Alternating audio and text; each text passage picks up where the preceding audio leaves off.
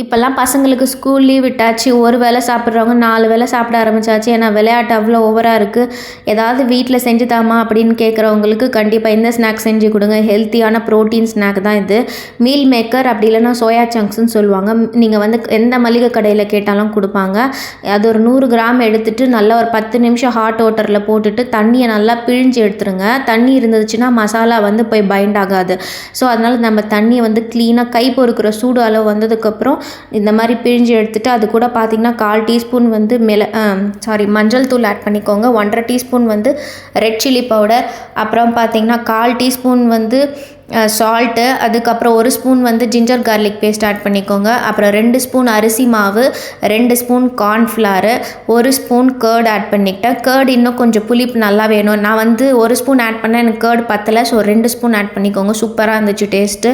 அப்புறமா தேவையான அளவு கரம் மசாலா ஒரு 1/2 டீஸ்பூன் இருக்கும். எல்லாத்தையும் போட்டுட்டு நல்லா கலக்கிக்கோங்க. தேவைப்பட்ட கேசரி கலர் இருக்குல்ல, அது ஒரு 1/4 டீஸ்பூன் ஆட் பண்ணிக்கோங்க கலருக்காக. எங்கள் வீட்டில் அவங்க லாஸ்ட்டாக வந்து என் சிஸ்டர் வந்திருந்தாங்க. அவங்க ஸ்டைலில் தான் இன்றைக்கி நான் செஞ்சுருந்தேன். இதை எல்லாத்தையும் வந்து மேரினேட் பண்ணிவிடுங்க. ஒரு 15 மினிட்ஸு மேரினேட் பண்ணிவிட்டு அப்புறம் டீப் ஃப்ரை பண்ணி எடுத்துக்கோங்க ஆயிலில். என்னோடய ஸ்டைல் பார்த்திங்கன்னா வேறு மாதிரி இருக்கும். அதை நான் அகெயின் வேறு வீடியோவில் காட்டுறேன். சரி, அவங்க வந்திருந்ததுனால நாங்கள் வந்து ஆட் பண்ணோம். இன்றைக்கி வந்து நாங்கள் கோகனட் ஆயிலில் தான் செஞ்சுருந்தோம். நாங்கள் செக்கில் ஆடிட்டு வந்திருந்தோம் coconut oil. So coconut oil வந்து லோ கலரின்னு சொல்லிட்டு இருந்துச்சு வீட்டில். அதை வச்சு செஞ்சோம். ஆக்சுவலி நல்லா தான் இருந்துச்சு. கோகனட் ஆயிலில் செய்யும்போது பெருசாக ஒன்றும் டிஃப்ரென்ஸ் எதுவுமே தெரியல, நல்லா இருந்துச்சு. அப்புறம் 2 குழிக்கரண்டி கிரவுண்ட்நட் ஆயில் யூஸ் பண்ணிக்கிட்டோம் இதில். அதுக்கப்புறம் தேவையான அளவு பொடியாக நறுக்குன வெங்காயம், ஒரு 2 பிக் சைஸ் ஆனியன், அப்புறமா ஒரு 10 பல்லு பூண்டு பொடியாக நறுக்கி வச்சுக்கிட்டாங்க. அப்புறம் கருவேப்பிலை ஒரு 10 லீஃப் இருக்கும், அதை ஆட் பண்ணிட்டாங்க. ஃபஸ்ட்டு கார்லிக்கும் கருவேப்பிலையும் போட்டு நல்லா வதக்கிக்கிட்டாங்க.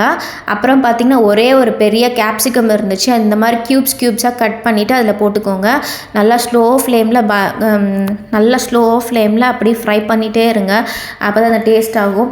அதுக்கப்புறம் பார்த்திங்கன்னா 2 மீடியம் சைஸ் ஆனியன் நல்லா கட் பண்ணி வச்சுருந்தாங்க பொடியாக.